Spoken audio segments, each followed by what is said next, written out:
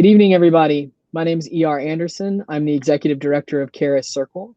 Charis Circle is the nonprofit programming arm of Charis Books, and Charis Books is the South's oldest independent feminist bookstore. We're really honored to gather with all of you tonight to celebrate this book that we think is really important and, of course, timely, Grieving While Black.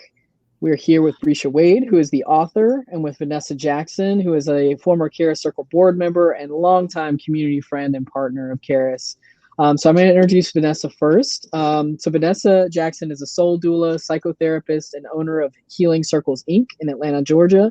She is also chief mixologist at Dudley's Apothecary, where she conjures aromatherapy sprays to support mind, body, spirit healing.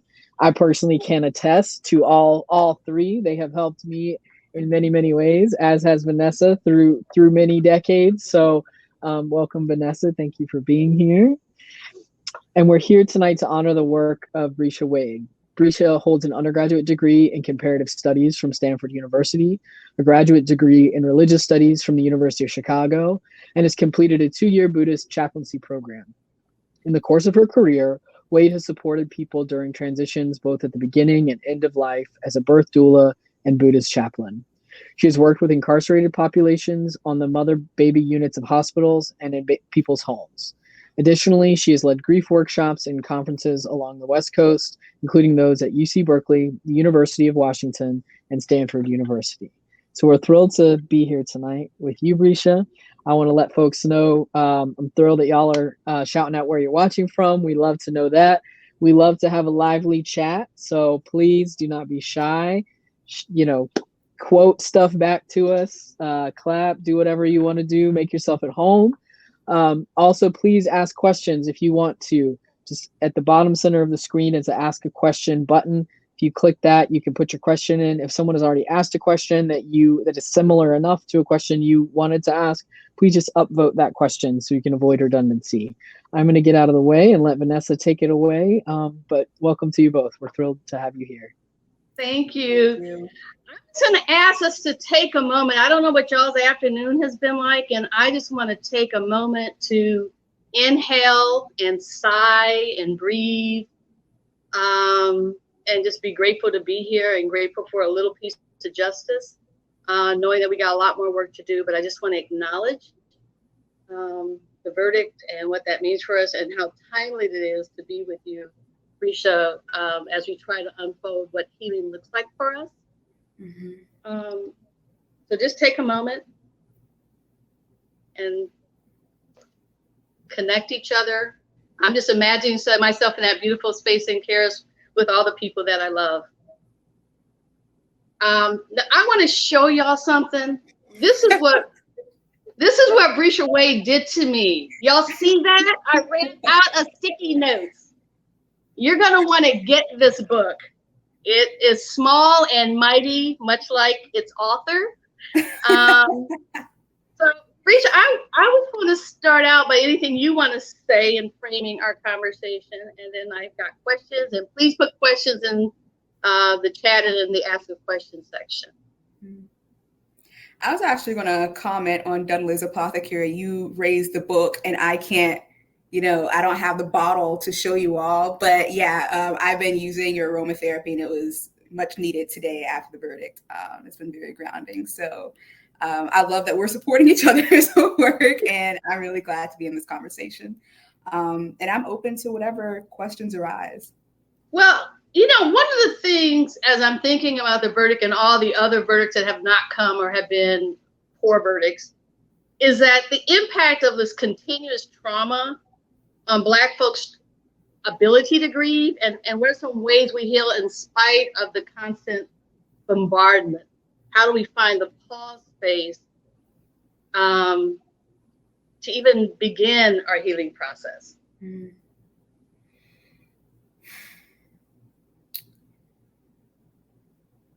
To be honest, a lot of my work has involved coming into spaces and creating very brief and momentary healing, especially when I think about my work in jails or my work on mother-baby units, where there's only so much that can be done within the context of what's happening. And when I think about the trauma that's consistently inflicted upon Black people within the US, healing isn't really possible without removing the source of the trauma, which is white supremacy itself. So in embarking upon this project, my thought process was, instead of focusing on Black people and our grief, the grief that's very palpable and that's always there, I focused more on what white people need to do in relationship to their own grief and their own relationship to fear of loss, such that we aren't taking on the burden of that downstream effect. Because it's like, I think I mentioned this in the book somewhere, going to a workshop where we're talking about neuroplasticity and how soldiers who have, developed PTSD as a result of the horrors they witnessed during war are able to regain their neuroplasticity by engaging in certain healing methods, some of which were mindfulness and meditation.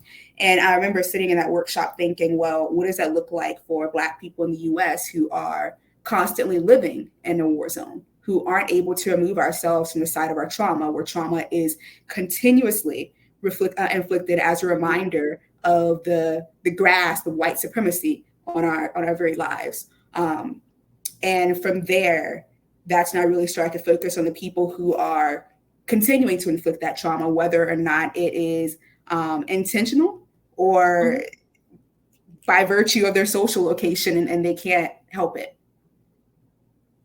It's really interesting you said that, because literally today I was involved with a coaching session, and I just said to the person, you need to get this book. I just went away. Oh, I was just saying, you need to read it. As a white man, you need to read this book, and you need to understand. And if you only read one book this week, let this be the book, because to understand, so we're not getting people's grief and trauma transferred to us. And I think that's the other part that I love about your book is I think when people think about grief and loss, they think about death. And right. Because you do end of life work, but you take this concept of grief and you really expand it. So can you talk about the ways that you expanded grief so that it was inclusive of the things you're talking about in terms of like continuous trauma and all the losses? Absolutely. And thank you for highlighting that, because you're right. A lot of the reasons that when I talk about grief and fear of loss with people who aren't facing illness or death, or who don't have a reason to talk about it, or so they think, because there isn't like some impending doom that they have to face and figure out how to navigate. A lot of the times the pushback I get is, I don't have grief, right? And usually I'm like, what plot twist you do? So usually when people do think of grief and they think of loss, they do think about death or something that's already happened in the past. But the way I talk about grief in the book is, is something that is always here by virtue of our relationship to impermanence. And the way that I came to this was through my end-of-life caregiving. I think it was during my residency, during my first week or two in the hospital, and I was on my way to a patient's room. And I noticed the anxiety that I was bringing prior to stepping foot into the room, right? So I did not know what was happening inside the room. I mean, I knew that there was loss and there was death. Or the potential for death, because I was in the hospital and that was the context I was working in. But I didn't fully know what was going on. And I realized that I wasn't just entering into grief. The moment I stepped into the room, I was bringing grief with me. And the grief that I was bringing with me was, fear of rejection, fear of loss of identity if they didn't see me as being a chaplain because I'm a woman or because I'm young. And all of these potential things that were related to this present moment and things that I could potentially lose in the future, which made me become more attentive to the other ways that grief was functioning in my life, not related to what had happened or what was happening, but grief related to what I could potentially lose, grief related to the future, which is why I say fear of loss. And thinking about the way that had operated in my own life and how it had operated really covertly and impacted my interpersonal relationships without me realizing that's what was happening. with my relationship to vulnerability and being defensive in certain dating situations. And I mentioned anxiety or some certain power struggles I was having with partners back in the day. I didn't realize how so much of that had to do with fear of loss as an extension of grief. And the more I sat with that, the more I was able to see that in other people. And the more I was able to recognize it, you know, in little interactions that I would have with white people and with men on the day-to-day. And the more I can make the connection of how their social location determined how their unexplored relationship to fear of loss was able to wreak greater havoc on my life by virtue of what they had been given by way of privilege. You know, one of the things that you talked about was, you know, the losses, and I'm thinking about just the loss of safety. When people say, I don't have grief because I don't, you know, like I'm not experiencing grief. And it's like the losses that I think about, just basic safety. Yep. As a Black woman moving through the world, that it's not even an ambiguous loss. It's like a constant, it's so much a part of the air that I breathe. That I think what's important is that you raise up loss in all its manifestations and the sources. That's what I love about your book. Not only are you talking about losses that we don't necessarily code as losses, time theft, the time and energy that we spend trying to navigate safety through the world because of our social location, but the weight that takes and the creativity that steals, and the sadness and grief that we, especially as Black folks, almost don't have a right to. And so when we create spaces where we say, we're hurting, we're happy, we're whatever, is how to be intentional in creating more of those spaces so that our grief doesn't have to morph into rage. Absolutely. And I think you do a beautiful job of highlighting that. Thank you. And I appreciate what you're uplifting right now, ways that we can attend to grief where it doesn't have to morph into rage, and the presence of grief, even in our happiest moments, right? Because that's another thing when I'm talking to folks and they're like, but I don't have grief. And especially folks who have had a relatively comfortable life. But, you know, we experience, the way I talk about grief is an extension of impermanence. And that's what I mean by fear of loss. But, you know, grief is embedded in transitions. And when we talk about transitions, like our happiest moments, like getting married, I got married last year. It was a wonderful experience. I met my partner 5 years prior. I was ecstatic to be dating her, right? But even so, you know, and shifting my identity from someone who was single to someone who was in a relationship, there were losses through that transition. You know, there was a loss in the way I saw myself. There was a loss in freedom, or I guess I had to redefine freedom. You know, there was a loss in the ability to make decisions just for myself and have to worry just about myself. And then there were also things that I gained, clearly. So I was excited to be with this person. But I think about, you know, growing up in South Carolina, whenever someone passed, we would go to a funeral, we would call it a homegoing service. And homegoing services were filled with deep, you know, profound sadness and joy, a genuine celebration for this person's life.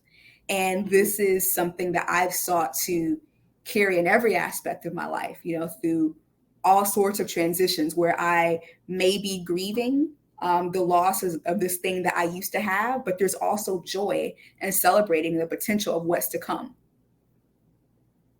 You know, one of the things, as you're talking, I'm thinking back, in part of my journey, I was part of the Black Women's Health Project, National Black Women's Health Project. And I remember the first time I went to one of our Black and female conferences, and there's 100 women up in Dahlonega, Georgia, and there's this sharing. And I remember saying, this is the first time I've ever seen grown Black women cry without a casket present. That it really was that shocking for me about the space of both pain and tenderness that allowed for people to have safe enough space to cry, to rage, to wail, and the thought about where are those spaces for us? Where is my wailing space so that I can really tap into my tenderness? In fact, if I can't get there, it's really hard in my mind to get to my tenderness. And so how do we, again, create these spaces for ourselves? What are the spaces that already exist? In some ways, to help detox. I think one of the phrases I sent you was detoxing from white supremacy. And trying to stay conscious about that. It's such a burden. It's so all-consuming at times. Is I need spaces to go and wail and rage and remember also my strength, my beauty, my humor, and all those other things. And so I think as we think about grieving in the spaces and getting a language, I think what you offer us is a way of thinking about loss and grief as a new kind of language in the everyday piece of our life. And I just wonder, and I hope people are putting some questions out there. Let me see if there's anything in there, because I've got questions, but I want to hear y'all's questions too. I'm wondering about this the connection between like conscious grieving and of all the kind of losses as it's connected with this expanding our sense of both tenderness and vulnerability. You know, we can sometimes get raised to be these soldiers, like don't let people see our, you know, that we're hurt, that we're scared, and those kind of things, especially more recently. But what does that cost us in terms of our soul, so to speak? I'm sorry, you broke up for me. What does that? What does that cost us in terms of our soul, like our tenderness and our full humanity? And how do you talk with people about that? One of the most insidious things about white supremacy is the way in which it strips us of our humanity. Of course, on the surface, you know, and just denying the fact that Black people, women, LGBTQ people, all of the above, right, are actually human. But then there are the subtle ways in which it just takes us from ourselves, you know, where we don't feel safe in our own bodies, don't feel safe experiencing the gift of our humanity. Like it takes our humanity and uses that as a way in to destroy us. And then we start to destroy ourselves by ignoring our vulnerability, by viewing vulnerability as a weakness, by closing ourselves off from, you know, anything that could happen negatively, like closing ourselves off from rejection or any type of external trauma, which also closes us off to experiencing love and gratitude and other things that we need to grow our soul and our person. It's really something. So in terms of the damage that it does to the soul, you know, what it can't accomplish physically, in terms of destroying Black life, it seeks to accomplish spiritually.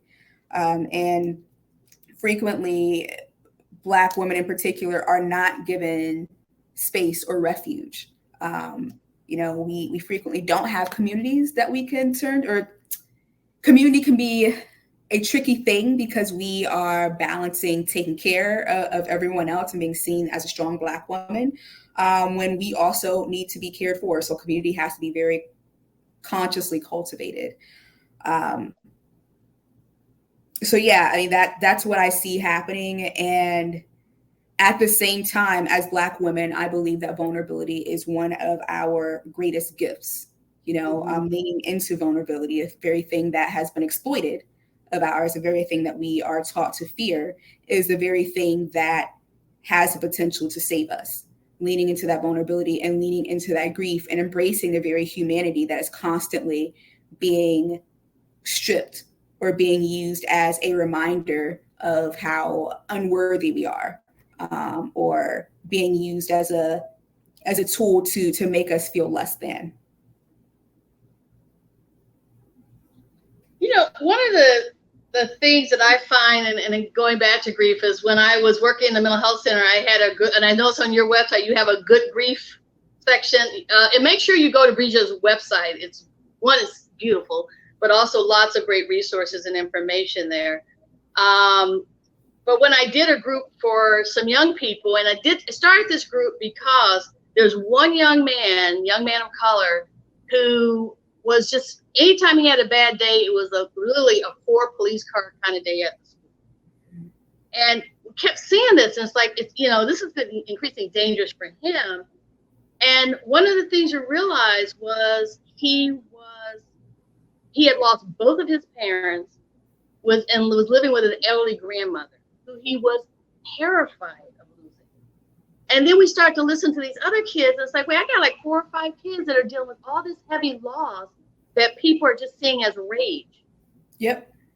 And we created this good grief group, and I knew it was working when someone says, I know when your grief group is in the room, because we hear lots of laughter.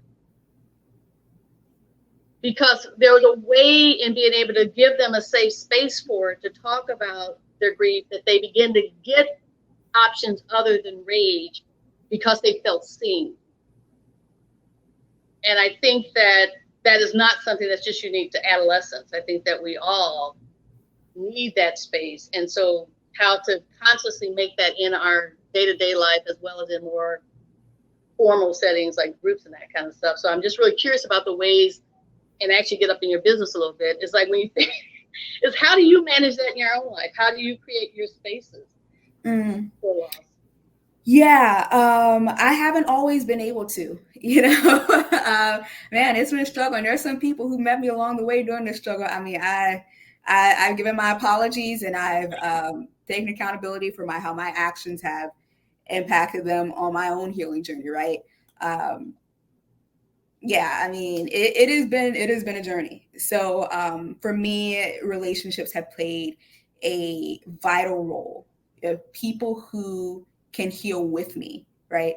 And people who can see me as human and create space with me where I can be vulnerable and tender and not feel as if I have to constantly have on armor in order to be in relationship with them. And I think that can be really difficult for Black women, even inside our own homes, where we are expected to be caretaker and protector of our children. And then in a community that frequently defines and recognizes Blackness and the trauma inflicted against Blackness through the lens of cis hetero Black men, and not looking at the full extent in which white supremacy is wreaking havoc on all of us. I understand that a lot of Black women may not necessarily have a space where they can go to and let that guard down fully, even if only for a moment, because, we can go home, and even if home is a safe space, you probably have to wake up at 9 a.m. and go back to work where, God knows what you're putting up with at work, right? The armor has to go back on again. So yeah, I would absolutely say relationships and cultivating a community where I feel seen and supported. You talk about work, and we actually have a question that says, one of the hardest things for me has been trying to understand how to grieve while showing up in the workplace. At my job, they have messages to us: take time, use your, sick days. And a thought I have been having much of the time: can I take when we keep witnessing death? How do we do that when I'm witnessing death on a constant basis? I don't feel bad about taking time to care for myself, but I get hit with thoughts about taking the time away from my work. So one is, you're getting the message, take the time, but then can I really take the time? Yeah. Yep. And what deaths? Because again, we have really weird ideas about death in this culture. You get 3 days off, if it's like immediate nuclear family. So heaven forbid it's someone that has not a blood relative that you have a connection with. And yet, so we get a mixed message: take care of yourself, but then it gets controlled in other ways. So the thing is, like, how do you show up and take care of yourself and take time away from work? Yeah, that's difficult. I was actually just talking to my wife about this because capitalism is always tugging on our grief one way or another, whether it's that guilt, the person who asked the question is experiencing, that the guilt of, well, can I be human enough to need time to grieve? And, is this grief valid?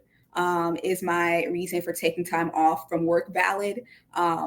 And if it's not seen as valid, then, will I risk ruining my relationships at my job or risk losing the job itself?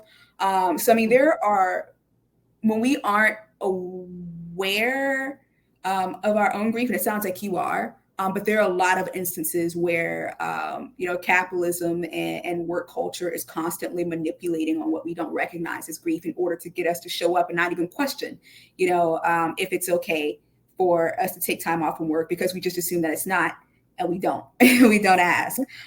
So I want to start by acknowledging that what you are experiencing is real, and I really wish that this were not the situation that we're currently left with, and it is on employers and institutions to not only verbally say that it's okay, but demonstrate support of employees taking time off in light of all that we have lost over the past year, hell, the past 4 years, and if you're Black, longer than that, right?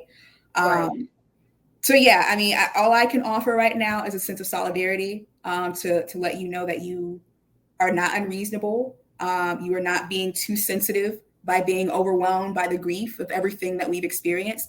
Hell, you probably deserve 3 months off. So I'm right here with you, and I'm grateful that you even recognize what's going on for you. Thank you. We have another question. Keep those questions coming, people. And so this one is about the vulnerability. I was raised not to show anger or being vulnerable.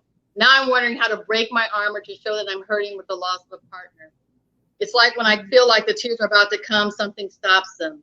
COVID has been a blessing and a curse since it's forced me to get in touch with my grief lightly, and curse since I cannot escape via vacation to get away.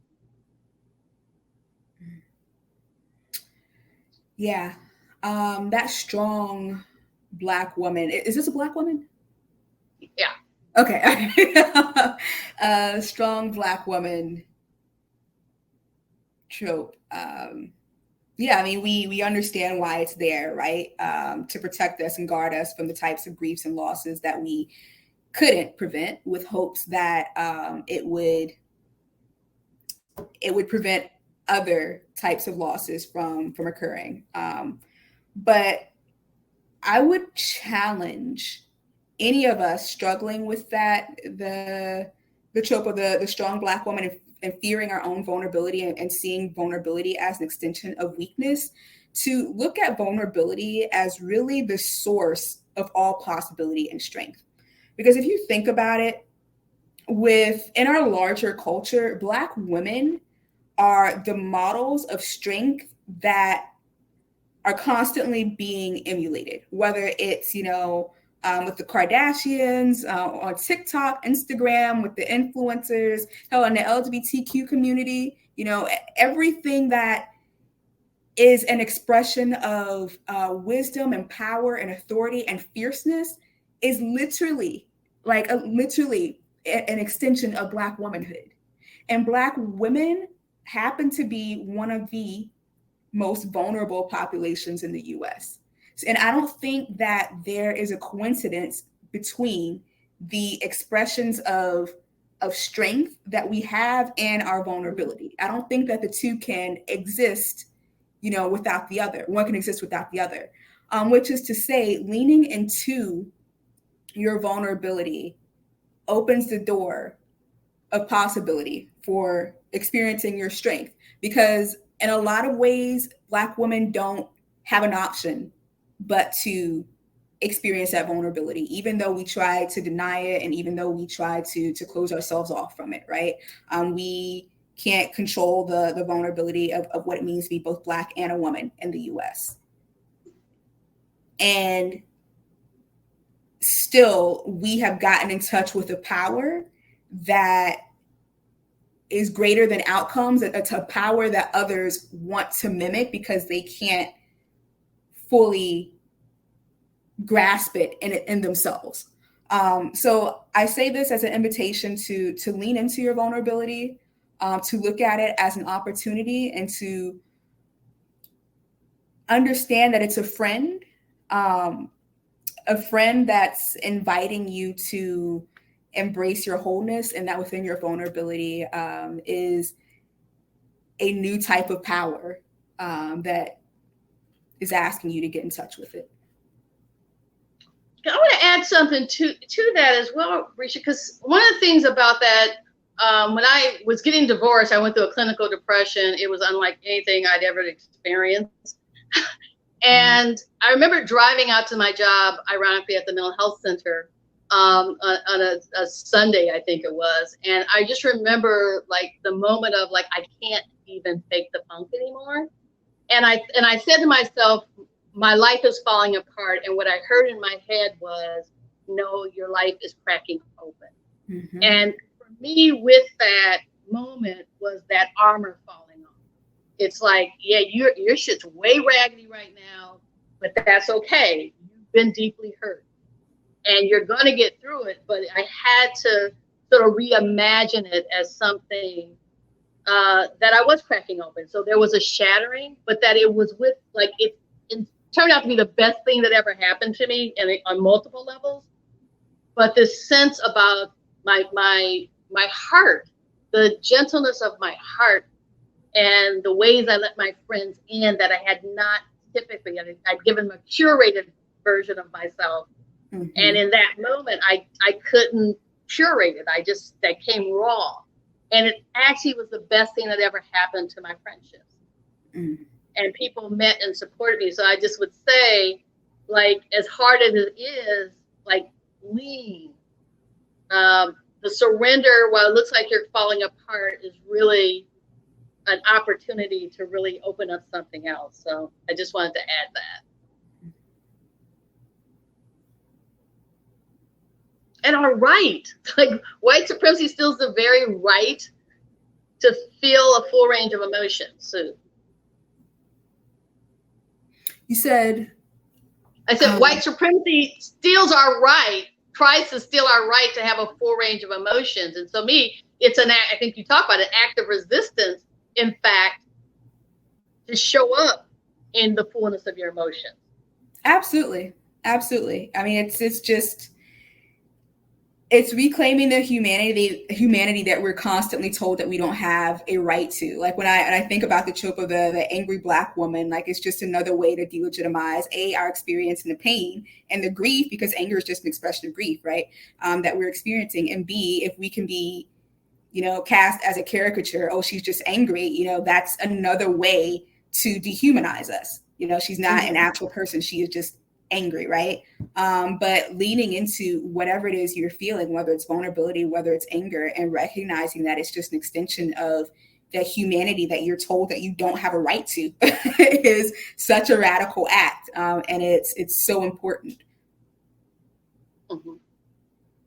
We got a couple more. I feel like really, I used to have these gatherings in my living room and all my folks are showing up. So I feel like I'm back in that room. So one of the other questions is, how do we work to not pass down our grief to our children and future generations? Ooh, child. So that's a heavy one. All right. So I think about this a lot as someone who is planning for children but does not have them. Do you have kids, Vanessa? I don't have the courage. Okay, I was like, I don't know if a mom can come up and like, I'm going to say what I got to say. I'm so grateful. I do not have the courage. But I was like, I don't know, maybe somebody who's like into practice could help out. But yeah, therapy is a good one. I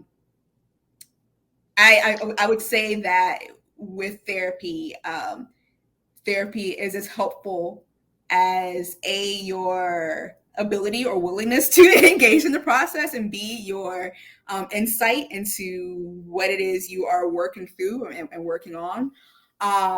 But being attentive to how grief functions in all its forms.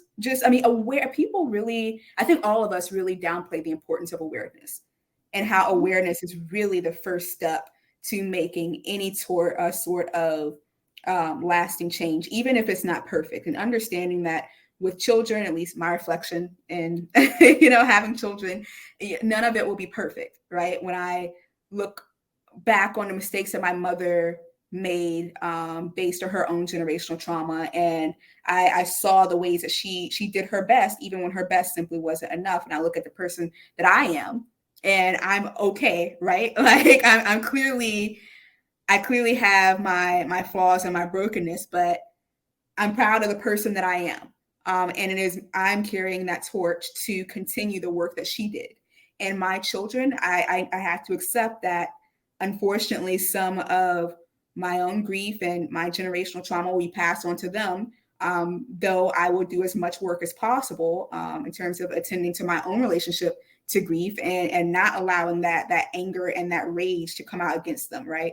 Because I know that this is something that's common in Black households, just unpredictable rage geared at children because there's no other outlet for it. And sometimes kids become the target to receive the suffering that we don't have any other valve or outlet to let go of. So yeah, just being very, very mindful and very intentional and accepting my shortcomings and being honest about my relationship to grief and teaching my children about their relationship to grief early on so that we can have open and honest conversations is, I think, is the best way forward. And I would echo that as a therapist kind of person is that creating rituals. What I like to, I always tell people that when there's grief in the family of all kinds, generation, is that kids are going to take their cues from you. And one of the gifts that we can give children and of all ages is that if I can show up in my grief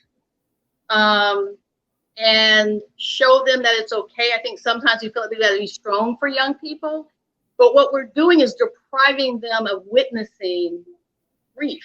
Mm-hmm. And so if you can create rituals, and I'm real big on rituals, it's like that involve young people and including not just for like deaths, but losses, failed grades, as well as generational stuff. I think there's ways that if you're doing any genealogical work, you can bring that into the mix and we can say, we're going to stop it now.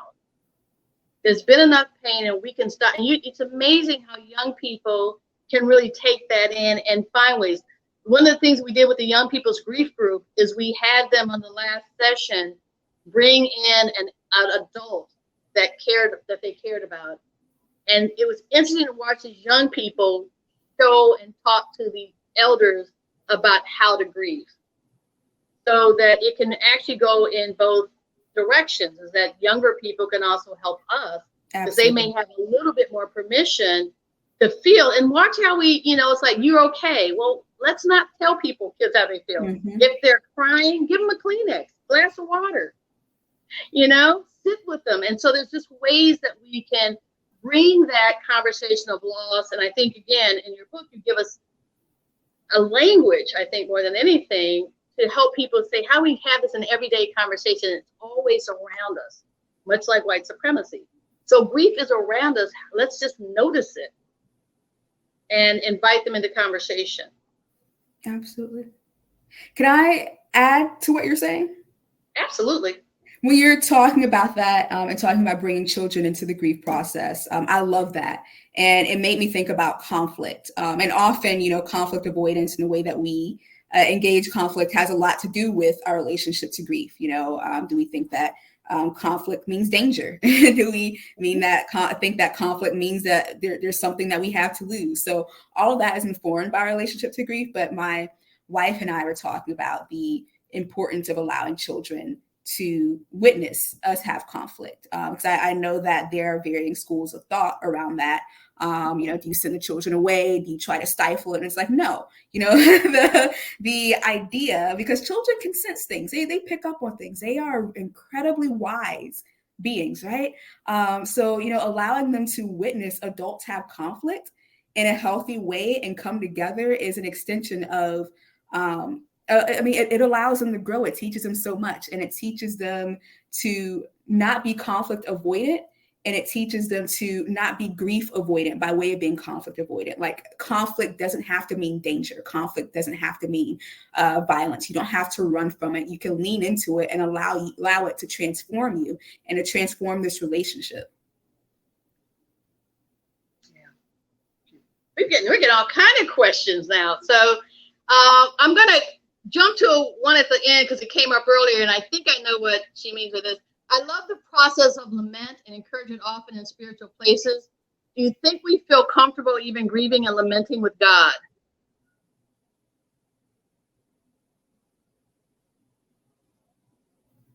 So do we feel comfortable grieving and lamenting with God? Mm-hmm. I would like to know more about that because my mind is going in two different directions. One is a hospice example, and another is just an overall. I think it depends on your relationship with God. I think a lot of people sell God short. To be honest. And they sell God's ability to handle grief and disappointment and failure and anger short.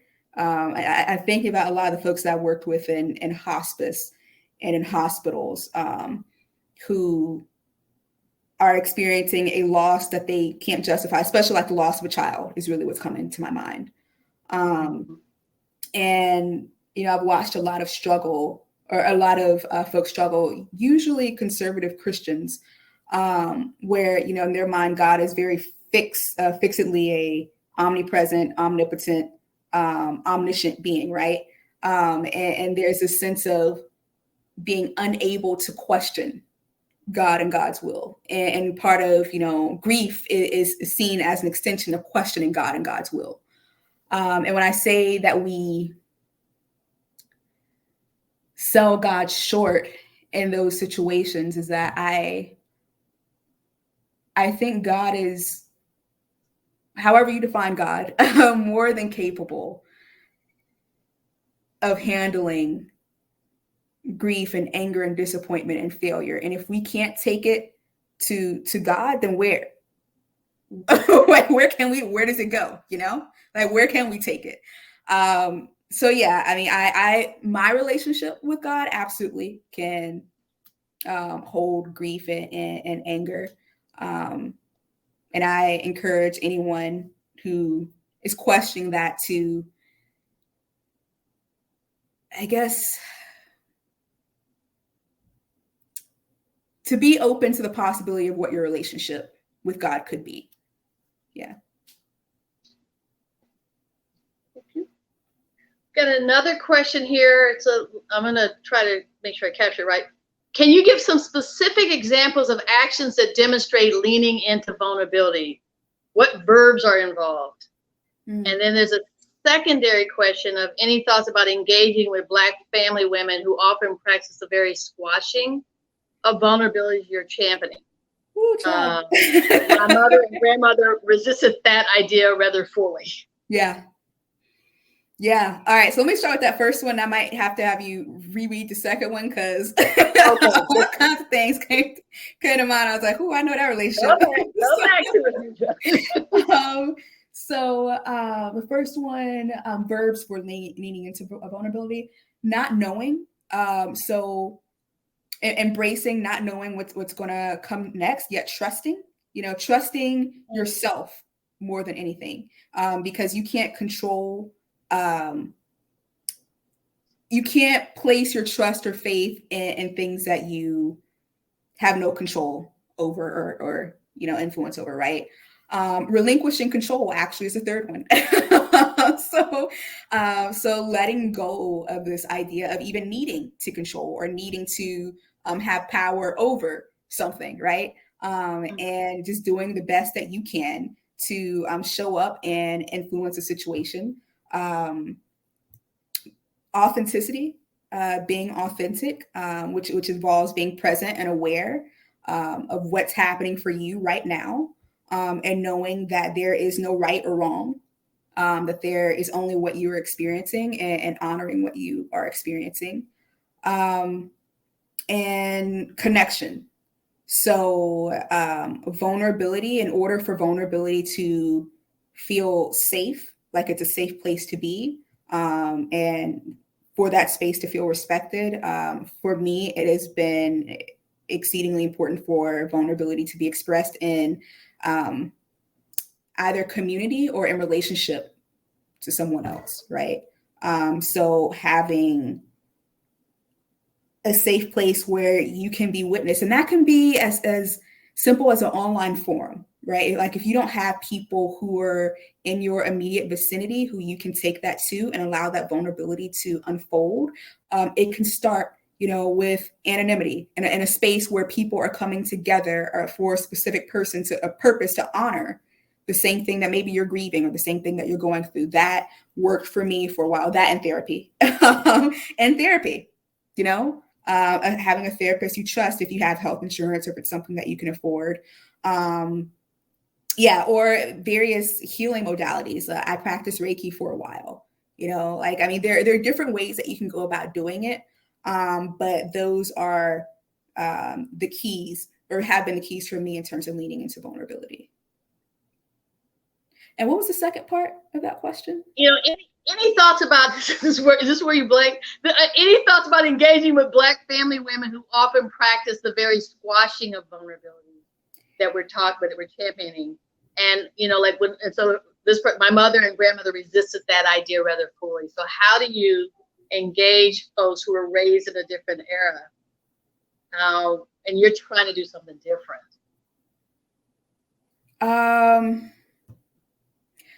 A real talk. I have boundaries now, but those boundaries looked an awful lot like barriers early on, because they have to be, if I'm gonna be frank, that's where I started. I empathize with what I'm hearing, just based on my own relationship with my family, and I love them, and we do have a relationship now. But in my early 20s, and I was leaning into my vulnerability and really cultivating a sincere healing practice, because I did not want the relationship with myself or with other people that I saw the other women in my family had. I had to be very clear, about what my boundaries were. And when it was clear that those boundaries were not going to be respected, that those boundaries became barriers. So, they were able to respect them. And, the way I entered into that was I can only control myself and what I'm bringing to the situation. And I am choosing to be authentic, and I'm not willing to crush my own humanity in order to be in relationship with someone else, because that's what is required when I have to guard or silence my vulnerability. In short, like what I'm envisioning is a tree that has the ability to bloom fully and beautifully, but instead, like, parts of it are dead in order for it to be planted in specific ground, and that ground being like family of origin, or being close to, certain people who we love and have a relationship with. But that ground that we're planted in next to them just is not good for our soul and our development, right? So for myself as a seed, I had to plant myself in different ground. And I invited my family to come along with me. But ultimately it's my decision to bloom. I did not give them the power to squash that blooming anymore. I let them know that I love them, and, embracing that love was part of honoring my vulnerability. But ultimately my commitment to myself, and then my commitment to serve and to the world, was greater than any fear, that they could inflict. Like I decided that their wounds weren't my own, so, and I understand that that's very hard. That is so hard. So that's why my brain paused with that question. I was like, it's rough when you love somebody, you love them, but it's also about like not loving the hard ones first, and also understanding how they came to be that way. And sometimes I find it's almost, if you can go under those stories, tell me about a time. Because there's also, one is you got to get your needs taken care of first, and maybe you can come back for them, but you meet them where they're at. They're not maybe going to join you in a real dropping of that armor. But it's always amazing to me is everybody's got a story of pain that they want to tell. And I think sometimes we be confused, especially Black women who have tried to tell the story to people and been rebuffed a lot of times, that when someone asks and really wants to hear it, it might take a couple of times. And it still might be too scary for some folks, because it's sort of like, if I unpack that, I don't know if I'll get it back in that box again. And so it's simply, you can check, you can model, but make sure you go somewhere where where your heart is being tended to as well. And like you said, like you decided you're going to bloom regardless. And not keep going to a place where you couldn't get what you needed. So I invite, you can keep checking in on them though. That's why we here having a conversation with the therapist, because she dropping it low, letting y'all know how to handle these situations. But I think the broader stuff about when you think about the losses of these women have learned over years, 60 years of, steeling yourself against losses, every day going out to a place that does not value humanity, it's not surprising that people get a little crusty. And you hope that before they leave this earth, they figure out someplace and really understand that someone cares to hear their story. But I think it's really hard. Absolutely. When I think about, people in my own life who I love, and setting those expectations based on, who they are, what they've been through, and being grateful for those changes that might seem insignificant to me, but are monumental to them. And I'm thinking about my grandmother in particular, like watching. By the way, I love my grandmother. I'm close with her. And she's one of those Black women that you described. Like we've had our ups and downs in our relationship. But yeah, just like looking at how she is transformed over time, right? And noticing the difference between when she was raising my mother versus when she was raising me versus when she is raising her first great granddaughter and the second one, and watching, those little changes, like the gradual opening of a flower, and being able to appreciate and recognizing, like, she's 74 years old. Like, do I imagine that she, is gonna know those $64,000 words, social justice speak by next year? Nah. Like, no, that is not where my expectation is. But I'm grateful for how she's allowed herself to grow and evolve, especially over time, as it seems she's felt safer to do that, right? So yeah, and my ability to be able to witness that, and probably her ability to be able to grow and change in that way, has come from me setting boundaries, and come from me also honoring my own humanity, because she gets to see that, and she gets to witness and experience boundaries, right? And I do think that boundaries are so important for people to grow and to feel loved, and we're never too old to learn them. And I think I'm thinking about my dad, who he transitioned 2 years ago, and he's a crusty old dude. And I just remember calling him after my mom had died. It was one of the, her birthday or something, and I just called him, my little quiet therapist voice, like, Daddy, how you doing? And he says, I'm okay, Vanessa. He goes, I don't let the calendar dictate my feelings. If I'm sad, I go in their room and I am sad and I talk to them. If I'm not sad, I just go on about my business. And I thought, well, shit, how much did I pay for a master's degree in social work and didn't walk out with that kind of clarity of allowing yourself to feel what you feel? And he had a way of connecting with the people that he lost that made a lot of sense for him. It was different from how I processed it. And I'm so glad he was patient that day to help me understand what he was doing. That was different than my therapeutic intervention that I wanted to do with him. So I just think that, like, any opportunity you have to even ask questions like, what did they learn about grieving? What did they learn about vulnerability? Tell me the story of your life. Can help us understand what to expect as well. I appreciate you sharing that. It's so important. Just hearing you talk about the blending of traditions in terms of honoring grief and experiences, especially of African Americans, with a lot of our traditions and our, grief and healing rituals being lost, and having to piece together what we can in order to make sense of significant life transitions and life processes, because like as Black people, we weren't thought to really have lives worthy of noting or worthy of having events that were worth acknowledging and honoring along the way.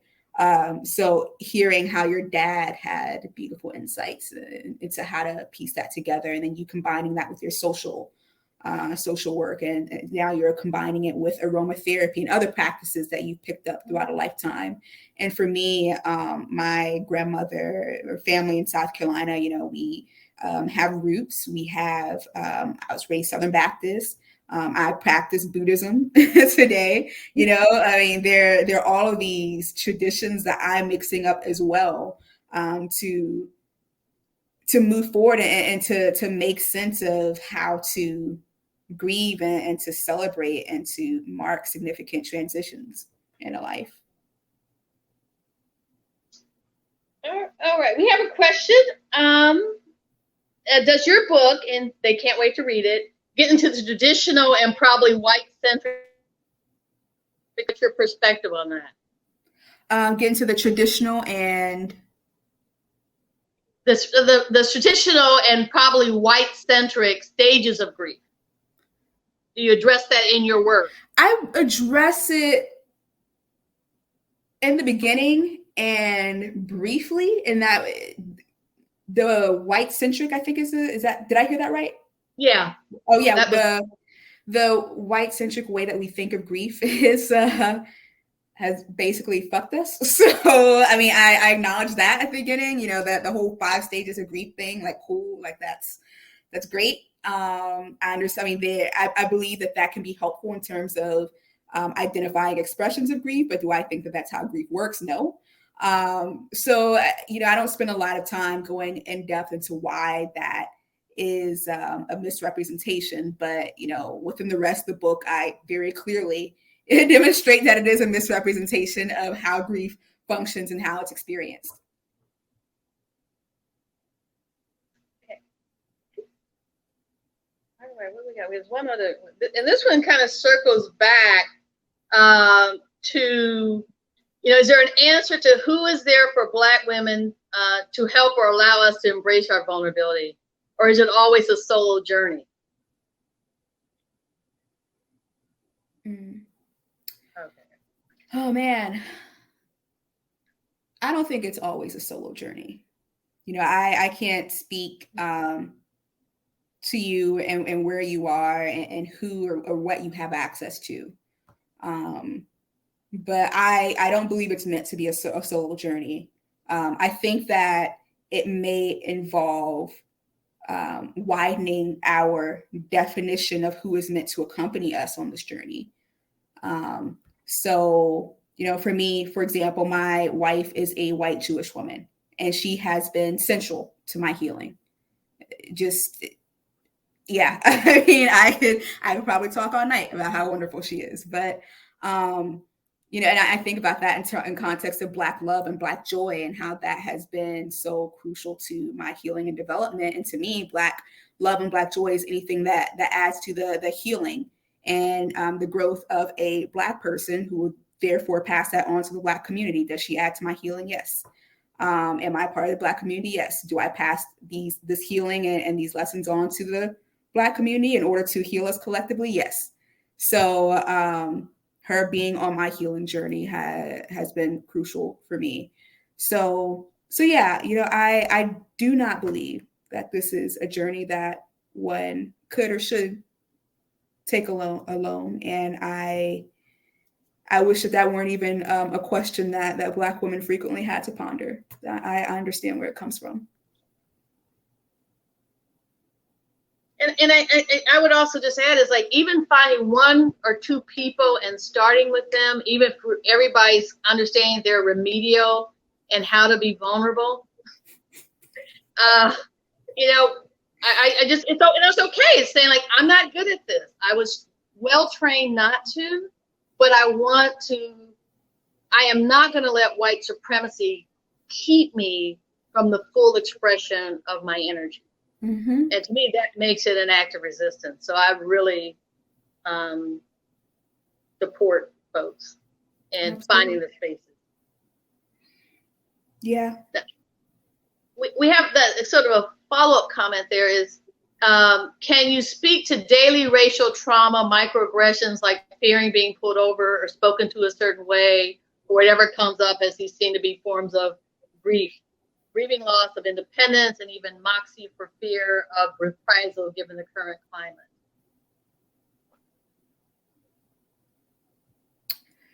Yeah. These are one of the instances that you named are some of the many, many, many losses that Black people face experience on a day-to-day basis, even though the type of loss that's at the forefront of our minds and at the top of conversation right now are the losses that we experience, the actual, threat to our lives at the end of a police or at the end of a gun barrel, right? But you're commenting on the many ways that we experience loss by way of assault to our dignity, to our personhood, a loss or a conflict in the way that we see ourselves as a full human being, as someone who has something to offer to the world, which is in opposition to how the world is receiving us and the messages that we're getting about ourselves. Like we are constantly bombarded with loss and grief and constantly having to move and fight our way back to life on a day-to-day basis, which is a full job in its damn self, not including the job we got to go to, not including the family members we got to pay or take care of, not including the bills we got to pay, right? Like this is the shit that we are constantly doing emotionally and psychologically. And a large part of it, what I explore in the book, is how that the grief and the losses that we experience are an extension of the powerlessness and the grief that white people experience because of their own relationship to fear of loss and their own recognition of being powerless and lacking control. And out of an avoidance to experience that, to recognize that is the reality of their existence for being human, white supremacy is formed to push the burden of those feelings and those experiences onto Black people, where we are hyper aware, and we are hyper burdened with all those things that you just described, so that people who do wield white privilege have the ability to move through the world unquestioned, unhindered, confident in themselves and who they are and how they see themselves and how the world receives them is going to be aligned. Confident in having a certain number of opportunities because of who they are, so they don't have to worry to the same degree about whether or not they'll have a job or, get paid fairly or be able to pay rent or have health insurance, right? So those burdens kind of get scooted on to the margins onto us. And that, God, it's being a Black woman, it's one hell of a way to live. And with all the work that we are doing and that we're discussing with therapy and healing modalities, ultimately the work falls back onto the people who have the power to oppress us, the people who are oppressing us, right? The people who are wielding white privilege. Because until they can come to terms with their relationship to fear of loss and their relationship to grief, we can sit here and meditate and go to therapy and all day. And like, you know, that's not going to erase the burden that has been unjustly placed onto us. So, yeah. You know, one of the things, and again, another reminder, everybody need to go buy this book from Charis, is I love that you have a whole chapter on power. And why do you think it was important to really center that in a way in your book as you talk? Because again, oftentimes it's rarely, I know in my training, did I hear conversations about grief, loss, and power in the way that you constructed in your book. Why was that important for you? Because power is at the forefront of how we think about everything in our society. I mean, everything in our minds boils down to power. How much money you have, what's your status? I mean, hell, even the policeman stopping or harassing a Black person on the street for minding our damn business, it's about power, right? Whether or not a woman can walk down the street wearing whatever the hell she wants to wear without being harassed, that's about power. You know, whether or not someone is getting paid fairly and equitably for the work they're doing, that's about power. And it seemed like I couldn't talk about or explore the ways in which our unexplored relationship to grief is impacting our life on a day-to-day without looking at the relationship between grief and power, because they go hand in hand. Like if power is something that is just pervasive, and if grief is something that is constantly functioning in the back of our mind, then surely grief has something to do with the way that we understand power. Mm-hmm. And in most cases, in the book, I talk about how people conflate feeling powerless with feeling helpless. B, you know, people, especially with this whole manifestation, this manifestation speak that I've just been coming in contact with on social media, people really do conflate the difference between control and influence. And then C, people think that power is something that we can hold and that we can wield. And then once we have power, it's something that we can use to then overpower a circumstance or overpower something else.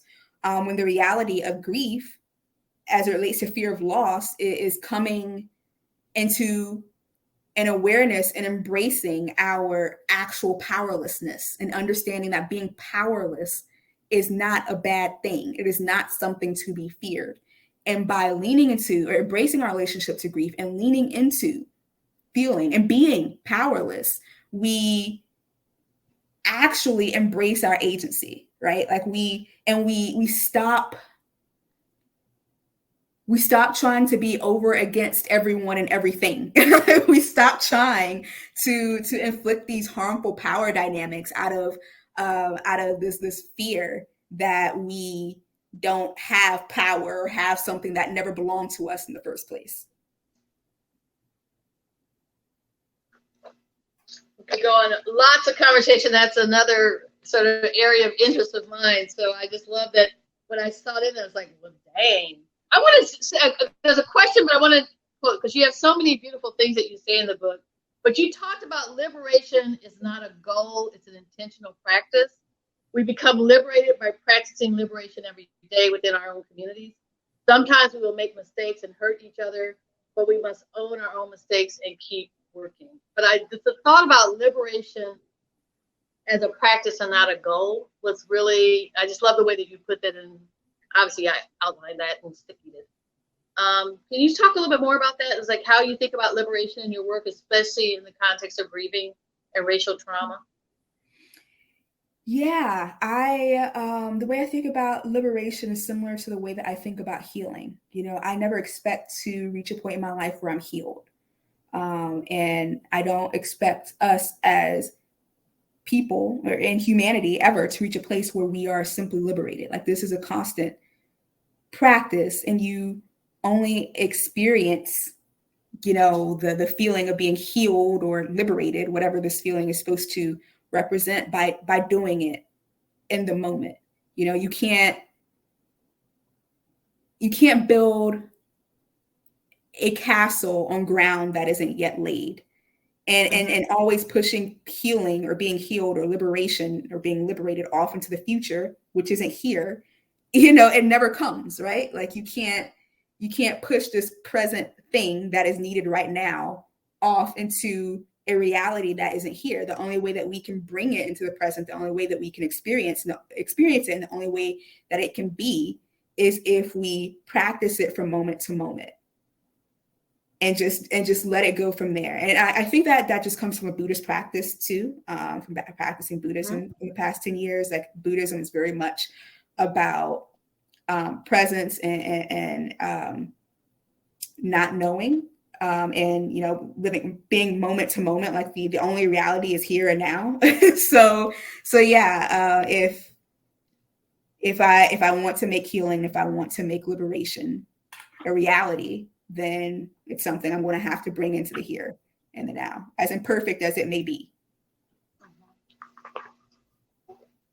I think we have one more question, and then I want to, we've got about 15 minutes, so if there's other questions, please put them up. Can you speak to grieving unmet expectation as a tool to move forward? Ooh, yeah. Man. Yeah. In the book, I believe I covered this in terms of when talking about failure. And failure really just being, when reality doesn't match our expectations. And I also talk in the beginning about, what is grieved when a parent loses a child, having worked on the mother baby units and worked with moms who miscarried or weren't able to carry full term, and they never met the child, yet their grief is profound and as real as if the child were actually here, right? As if the child actually took their first breath and lived. And what is it about the grief of parenthood, even when the child doesn't have the opportunity to live into those dreams, that makes that grief so profound? And I believe this is tied to your question about unmet expectations. This is a type of grief that we rarely acknowledge and often don't know what to do with.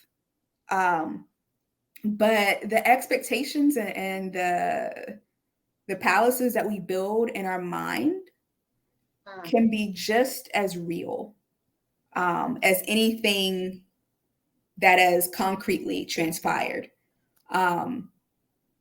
And honoring that, like, I wish I had a concrete example to understand what you're talking about. Maybe it's the unmet expectations of a relationship, right? Like, maybe I hope that I would marry this person, or maybe I hope that we would be best friends, or maybe I hope that I would get this job and I didn't get the job, or maybe I hoped that I would be at a different place at this point in my life, yet here I am.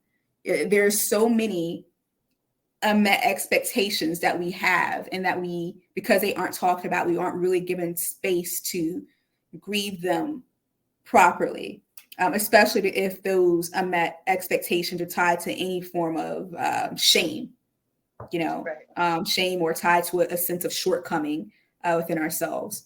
So yeah, thank you for posing that question. And if you're asking it because you are currently grieving unmet expectations and you feel, isolated, or you feel like that's a strange place to be, or a strange process, I really want to honor what you're going through, and let you know that is very real. And I applaud you for recognizing that even our expectations deserve space to be grieved. Risha, one of the things about reading your book and sticking Noted up so much is that I thought I need to sit down, and I'm big on journaling, especially pain journaling, is like writing even a list of what are my unmourned losses, like to really even stop and think, because I think that because you have taken loss and had this very expansive definition of loss, it made me think, let me go back and check in on myself. And I invite other people to do the same thing, is like, where am I still mourning, or where have I not even begun mourning? a loss, that I have not felt, I felt ashamed of acknowledging that I felt the profound loss in a situation. But I think being able to even identify, it's kind of hard. You can't heal what you can feel. And so being able to name losses beyond actual death, I think is going to be a really important tool for healing. And I think you make a good point too. If white folks really reckoned with their own grief and loss, it would need to be transferred to other people. Right. Yeah, I mean, a lot of grief, I mean, this shit is just a part of living, right? Like grief and fear of loss is a part of living. What we are experiencing as Black people is not a part of it should not be a part of living, right?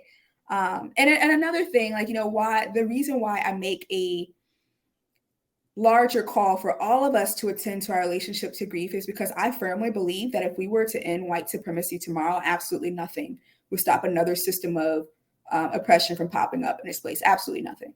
Like if we look across the whole of human existence, like there's not a shortage of examples of one group of people finding a reason to oppress and subjugate and hijack the power of another, whether it's patriarchy, which has been here for thousands of years across countries and across cultures, class disparity. Like humans are going to find some type of way to recreate some fucked up dynamic. And really, you know, when I was writing this book, even though what I was exploring specifically was anti-Blackness in the US, like really what I'm getting at is what is happening in people across histories and across cultures that cause people, period, to enact these harmful dynamics. So, yeah, I mean, attending to being aware of the prevalence of grief in every aspect of our life and recognizing how it's constantly, you know, in play with our relationship to power, with our relationship to ourselves, to each other, is so vital if we are actually going to not only, you know, create this sense of liberation, but make it sustainable. I love your use of you use a phrase in the book is rage is simply stifled and unprocessed grief. And that one really resonated for me, to begin to look into all these issues, the ways that people recreate systems of oppression and violence and acting violence on other people, and how we begin to tease that apart in our life and our work. We've got about 10 minutes, and I want you to talk a little bit about, like, I know you've got the book, but also there are other ways that people can engage you. Can you talk about that a little bit? Yeah, thank you for opening that up. Folks can find me on my website. I do offer classes, and I offer classes to touch on the various experiences of grief. So I do offer classes that work with white folks in terms of to engage their own relationship to fear of loss, so that they can, you know, actually actively show up for the anti-racist movement. I offer classes around grief and unmet expectations to some degree. So yeah, I offer a lot of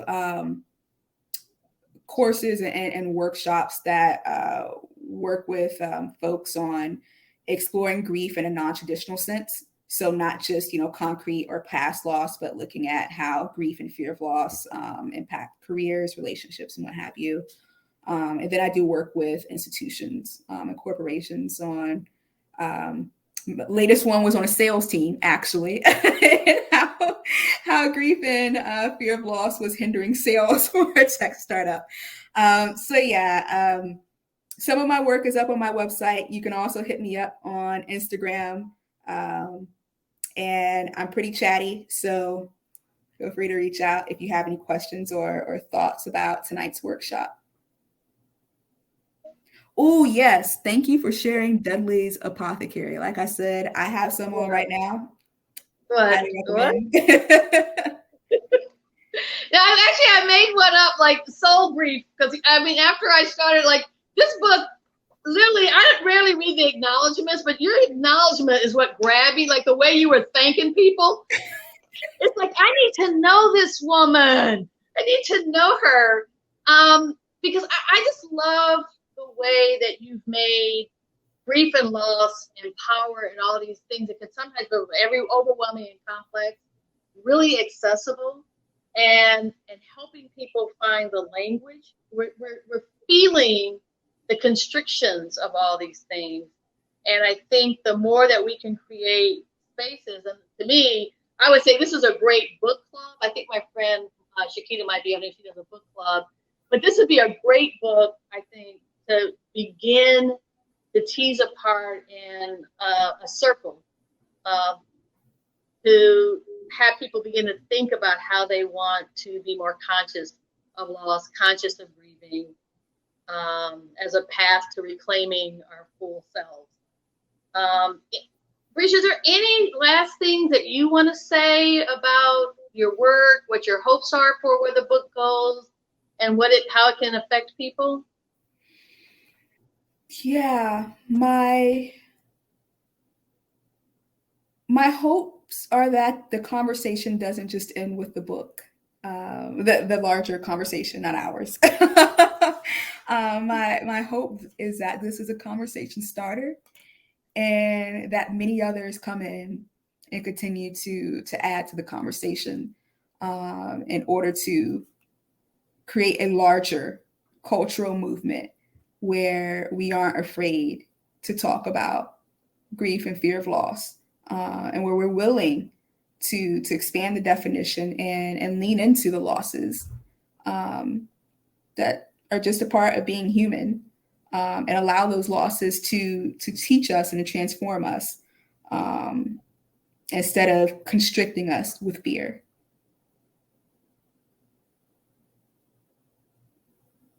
Do we have any, wait a minute, did I get all the questions? Let's see. It's showing me I still have questions, but I don't think I do. ER, you want to come back and join us? I do. Yeah, I just want to come back and say thank you to you both, and say thank you to everyone who participated in the chat and the questions. I love the thoughtfulness of our community, and on a day like today, this feels especially meaningful. So thanks to everybody for just being engaged and being here with us tonight. Please just click this teal button at the bottom of your screen to buy Grieving While Black from Charis. Buy it for yourself, buy it for community members, buy it for friends and family. It is equally important for white folks, if not more important for white folks, to buy this book and read this book than it is for Black folks. So I just want to encourage everyone to get this book and share it widely, because we know it's going to continue to be an important resource. So Breeshia, thank you so much for writing it. Thank you for joining us here. Vanessa, thank you as always for shepherding important conversations in the world. And I hope that you both stay safe and well. And Breeshia, I hope, maybe you can come visit us physically the next time you're in the South. Yes. We would love y'all made the connection. Yes, thank you, for everybody. Sure. Yes. Y'all take care. Have a good night. Thank you. Bye-bye.